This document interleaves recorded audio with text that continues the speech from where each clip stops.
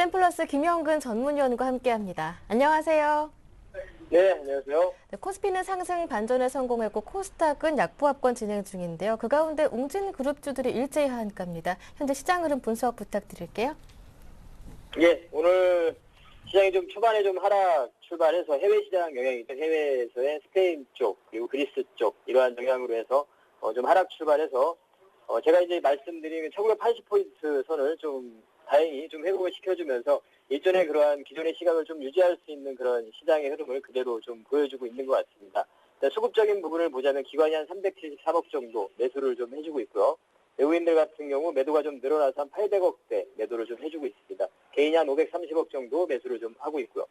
업종별로 좀 보자면 외국인 같은 경우 이제 철강금속을 오늘 좀 매수를 해주고 있고 나머지 업종에 대해서는 다 매도를 하고 있는데요. 특히나 운수장비 업종에 대해서 오늘 기아차가 좀 하락이 좀 큰 모습인데요. 이러한 기아차의 매도세가 좀 나오는 것 같고요. 주선업종에 대해서도 좀 매도가 좀 나오는 모습으로 좀 판단이 들고요.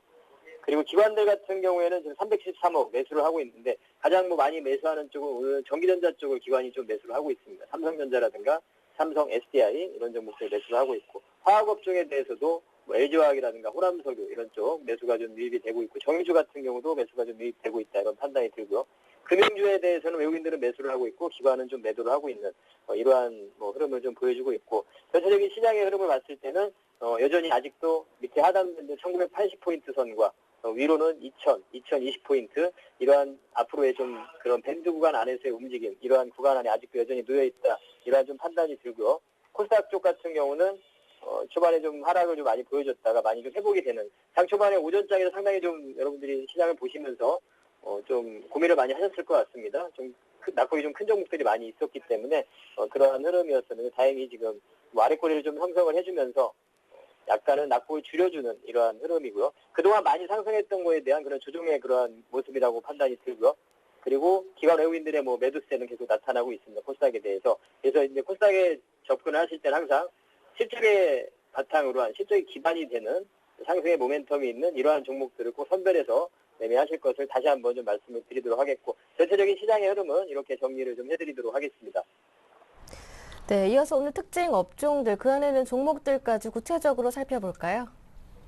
네, 오늘 특징 업종과 종목을 좀 보도록 하겠습니다. 일단 오늘 가장 눈에 띄는 쪽은 역시 또 엔터주가 좀 눈에 띄고 있죠. YG엔터가 지금 13%까지 상승을 하고 있는데요. 그리고 상사주라든가 제약주, 음식료업, 그리고 건설주 이렇게 좀 특징 업종으로 좀 뽑을 수가 있겠는데 많이 최근에 계속 반복이 되는 그러한 업종들도 좀 눈에 띄고 있죠. 네, 그러한 쪽은 계속해서 좀 관심이 필요한 파트가 아닌가, 그러한 섹터가 아닌가 이러한 판단이 들고요. 엔터주 중에서 일단 오늘 가장 눈에 띄는 쪽은 바로 이제 YG엔터 쪽이죠. YG엔터.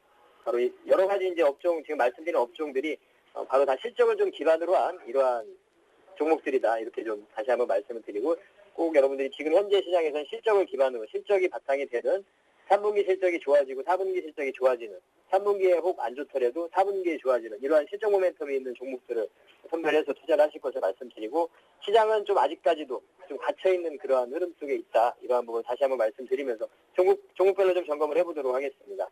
일단은 오늘 삼성전자를 일단 한번 먼저 짚어보고 가도록 하겠습니다. 삼성전자 같은 경우 지금 133만 9천 원 말씀드린 130만 원 선의 어떤 안착 과정 이러한 구간이 잘 전개가 되고 있다 판단이 들고요. 그러한 구간을 제가 지표로서 좀 활용을 하자고 말씀을 드렸었는데요. 그 구간이 계속해서 유지가 되는 한 저는 시장을 보는 시각은 계속해서 그 같은 시각을 좀 가지고 말씀을 드립니다. 그래서 대형주에 관심을 가져야 되는 섹터에 대해서 말씀을 계속 드리고 IT, 자동차 그리고 화학과 건설과 금융 이런 쪽을 계속 말씀을 드리고요. 가장 그중에서도 안정적인 부분은 역시 IT와 자동차 쪽을 계속 말씀을 드립니다. 이따 기아차도 점검을 해볼 테지만 그 부분도 다시 한번 말씀을 드리도록 하겠습니다. 우리 엔터주 중에서 일단 오늘 YG엔터 지금 소속가수 싸이가 신드롬을 일으키고 있죠. 지금 빌보드 차트에서 2위까지도 올라갔던 그러한 아주 기염을 토하고 있는 모습인데요. 그와 관련돼서 YG엔터가 상당히 가파르게 상승을 하고 있습니다. 그래서 원래 정상적인 주가 흐름보다 상당히 강하게 올라갔기 때문에 기관들의 차익 실현 매물이 나오고 있는 거죠. 그 부분은 우리가 며칠 전부터 좀 포착을 한 부분이죠. 그래서 신규 매수의 관점으로는 좀 보기 어려운 종목이다. 보유자들은 보유를 하고 가지만 보유자들은 뭐 5일선이 이탈되기 전까지 보유를 한다든가 이러한 전략을 쓸 수 있겠지만 신규로 매수 접근하는 것은 조금은 부담스러운 자리다. 이런 부분 다시 한번 말씀드리고요. 우리 SM이라든가 노엠 같은 경우는 뭐 아직 좀 접근하기에도 괜찮은 그런 구간이 아닌가 이렇게 설명을 좀 드리도록 하겠고, 상사주 같은 경우 뭐 계속 반복이 되죠. 지금 상사주도 계속 특징 업종 특징 종목으로 계속 포착이 되고 있는데요. 바로 뭐 대우인터내셔널 자원개발 부분, 미얀마 가스전 내년부터 생산이 되는 부분이 주가에 지금 반영이 되고 있는 부분, 이러한 부분 다시 한번 또 확인을 좀 할 수 있고, 제약주 같은 경우도 상당히 좋죠. 녹십자 같은 경우 이 종목도 계속 제약주 중에서 말씀을 드리는데, 바로 이제 실적과 바로 수급입니다. 수급, 제약주 같은 경우에도 뭐 외국인들의 수급이 상당히 좋은 그러한 종목 중에, 섹터 중에 한 섹터인데요. 그래서 이런 제약주들도 뭐 지속 좀 관심이 필요할 것 같습니다. 앞으로 뭐 추가적인 하반기로 갈수록 또 더 상승이 가능한 종목으로 판단이 들기 때문에 매매도 가능한 종목이다. 이렇게 좀 소개를 해드리고, 그다음에 음식료 종목들도 최근에 아주 뭐 강한 흐름들을 보여주고 있죠. 대상이라는 종목 계속해서 신고가를 형성을 하고 있고, 이런 음식료 쪽의 흐름들은 뭐 최근에 곡물가가 계속 상승을 하다가 약간 좀 하락하고 있는 모습, 그리고 환율의 하락 부분, 원화 강세 부분, 그리고 제품가 인상 부분, 이런 부분들이 다 삼박자가 좀 맞아 떨어지면서 이러한 주가에 좋은 흐름이 나타나고 있는데요. 대상이나 이런 종목은 지금 이제 또 접근하기에는, 이러한 전망은 말씀드리지만 매매의 관점도 다른 거죠. 대상이나 이런 종목을 좀 접근하기에는 조금은 부담스러운 자리고, 오히려 이제 CJ 제일제당이나 접근을 하신다면 이런 쪽으로 접근하시는 전략이 좀 맞다고 보고요. CJ 제일제당 같은 경우는 장기적으로도 자기가 장기 투자용으로 좀 설명을 드리는 그러한 종목 중에 하나인데요. 네, 이러한 종목을 좀 매매가 가능하다 다시 한번 소개를 좀 해드리고, 그리고 이제 건설주를 좀 짚고 넘어가겠습니다. 아까 말씀하신 뭐 웅진그룹주 하한가를 가고 있는 이러한 모습인데, 바로 극동건설의 워크아웃 부분, 법정관리 뭐 이런 부분 때문에, 그 극동건설 쇼크 때문에 지금 웅진그룹주가 상당히 좀 어려운 모습을 보여주고 있는데, 그러한 부분들이, 이 부분에서 우리가 다시 한번 생각할 수 있는 부분은 역시 대형건설사에 관심을 가져야 된다는 거죠. 건설주를 제가 말씀을 드릴 때도 항상 대형건설사를 말씀드리죠. 현대건설, 대림산업, GS건설, 대우건설, 이러한 종목들을 말씀드리는 이유가 바로 리스크가 가장 적은 부분이고, 이미 대형건설사들은 해외 매출 비중이 한 40%를 육박을 하고 있습니다.